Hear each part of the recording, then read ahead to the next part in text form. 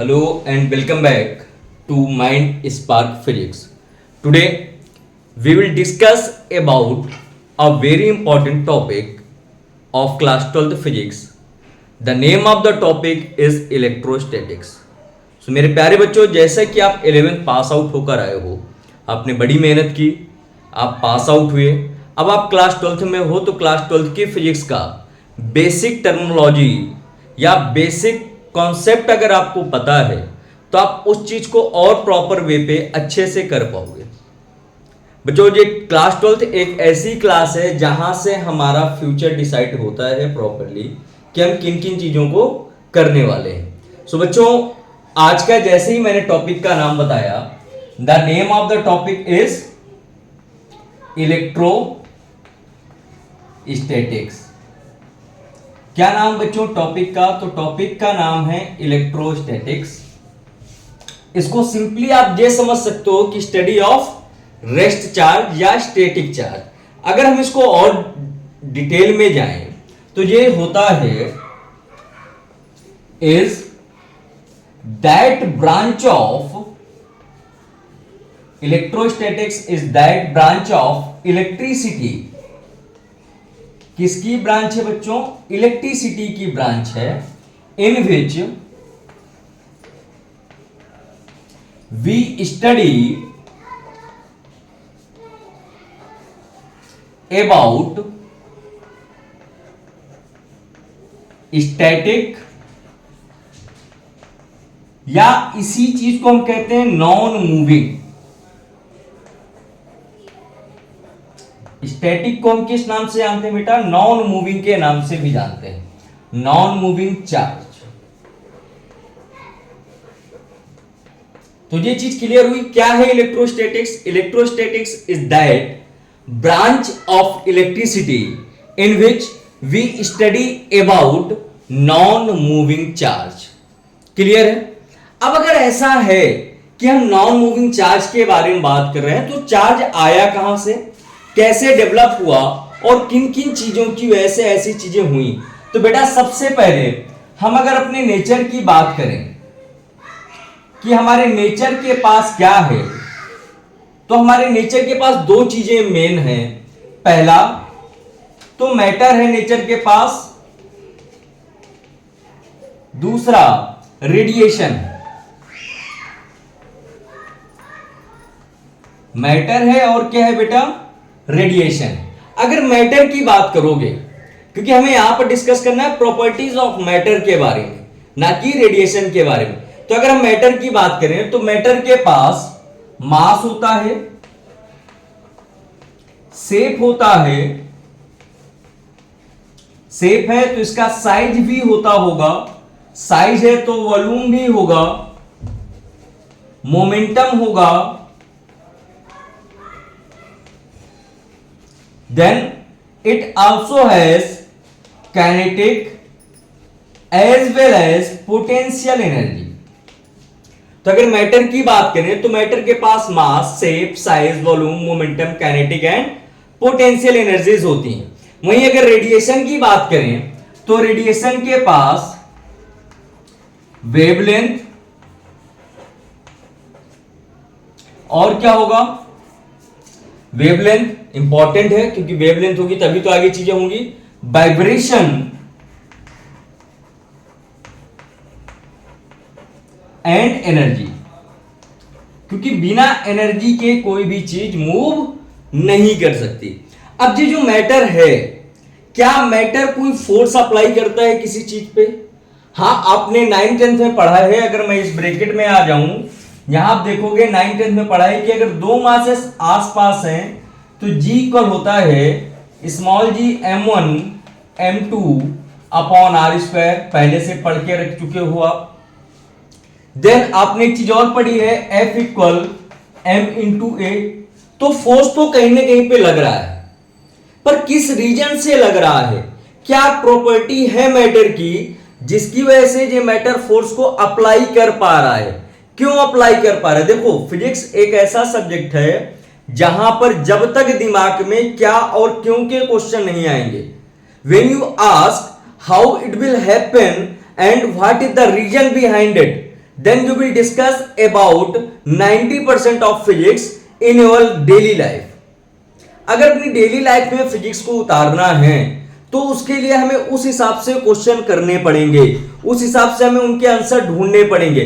यानी कि मुझे खुद से पूछना पड़ेगा कि ऐसा क्यों, और ऐसा क्यों है तो क्यों, रीजन क्या, रीजन है उसके पीछे। जब तक मैं रीजन नहीं समझूंगा मैं चीजों को नहीं कर पाऊंगा। तो यहां पर आते हैं कि क्या रीजन है कि मैटर के पास ये सारी प्रॉपर्टीज होती हैं। तो रीजन क्या है, मैटर अप्लाइड फोर्स या matter apply force due to these characteristics.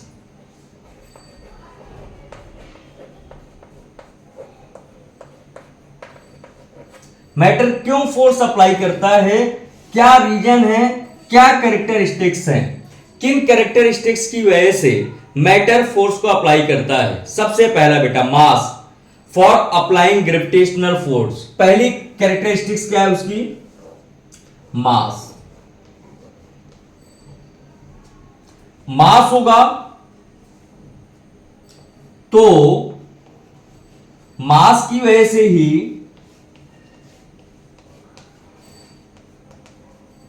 ये ग्रेविटेशनल फोर्स को अप्लाई कर पाएगा।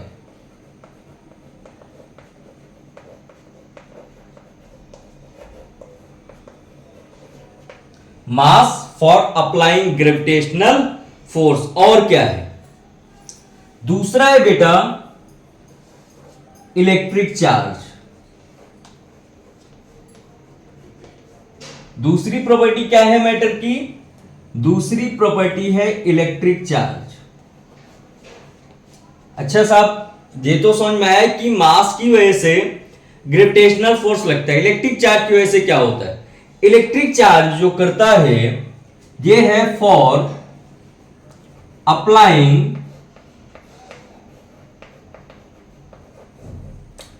Electrostatic force. किस चीज के लिए होता है, इलेक्ट्रोस्टैटिक्स फोर्स के लिए होता है। तो अभी आपने ये समझा कि क्या होती है इलेक्ट्रोस्टैटिक्स। तो इलेक्ट्रोस्टैटिक्स क्या है, that branch of electricity in which we study about non moving charge. क्या क्या प्रॉपर्टीज हैं, तो नेचर की वजह से ये प्रॉपर्टीज डिफाइन हुई, देन हमने नेचर की प्रॉपर्टीज के बारे में डिस्कस कर लिया। अब आते हैं इसके आगे के टॉपिक पे। नेचर की हम एक प्रॉपर्टी मैटर के बारे में पढ़ चुके। मैटर फोर्स अप्लाई करता है due to mass and due to electric charge. अब आते हैं अगली प्रॉपर्टी में जिसका नाम क्या बेटा, चार्ज। तो चार्ज होता क्या है, चार्ज कहेंगे किसको, इसको बेसिकली क्यू से डिनोट करते हैं। ये तो समझ लो कि चार्ज को हम किससे डिनोट करते हैं, क्यू से डिनोट करते हैं। चार्ज होता क्या है, तो electric charge is a property of matter due to which it can apply force on other matter और अदर पार्टिकल। क्या है ये, it is property of matter. किसकी प्रॉपर्टी है, मैटर की प्रॉपर्टी है, due to which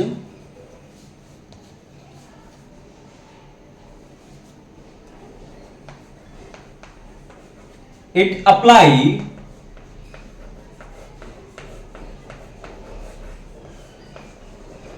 force on other matter और particle.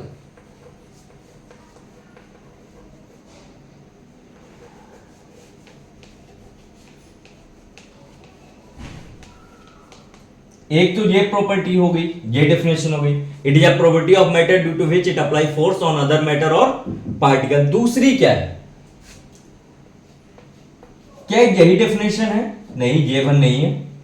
तो देखो चार्ज और डेफिनेशन में आते हैं हम, charge is a property of matter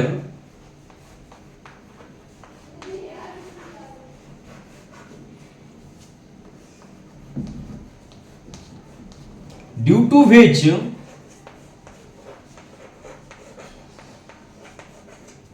it experience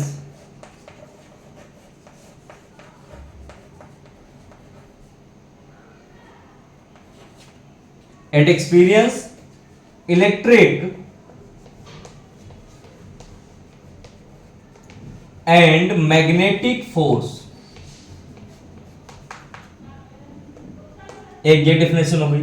तो चार्ज क्या है? Charge is a property of matter due to which it experience electric and magnetic force, और it is a property of matter due to which it apply force on other matter. दोनों में से कोई भी definition आप अपने exam में लिख सकते हो, ठीक है। अब चार्ज मैटर की प्रॉपर्टी है, पर ये कैसे, किस तरीके का फोर्स अप्लाई करता है? तो अगर इसके फोर्स की बात करें, फोर्स ड्यू टू चार्जेस,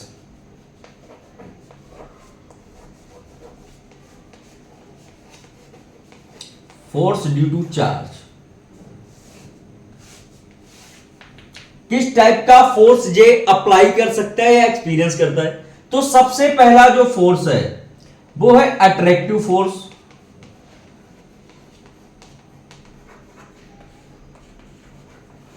जो दूसरा फोर्स एक्सपीरियंस होता है वो होता है repulsive force.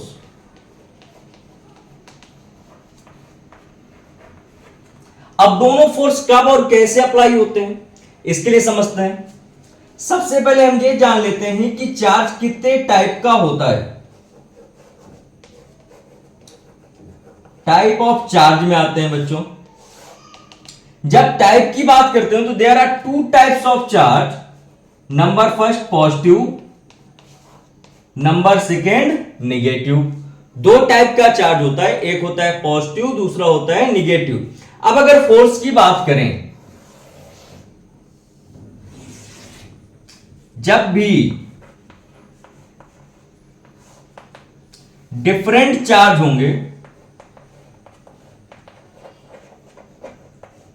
Different charge attract each other.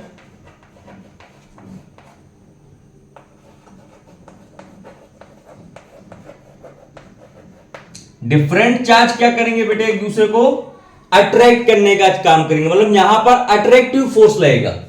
जैसे ही सिमिलर चार्ज आएंगे,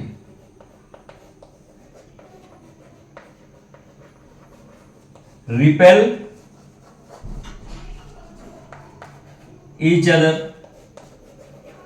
मतलब वो रिपल्सिव फोर्स अप्लाई करेंगे। क्लियर है यहां तक? तो ये था आज का हमारा बेसिक टर्मिनोलॉजी। हमने यहां पर पढ़ा कि इलेक्ट्रोस्टैटिक्स क्या है, मैटर क्या है और इलेक्ट्रिक चार्ज क्या है। अब हम आगे इसकी चैप्टर में डिस्कस करते हुए चलेंगे, पूरा कंप्लीट चैप्टर विद न्यूमेरिकल करेंगे। So thank you very much for joining the new session of class 12th। I hope you like my videos. If you like, then please like, share and subscribe the channel Mind Spark Physics. Thank you so much बच्चों. Meet me on next topic.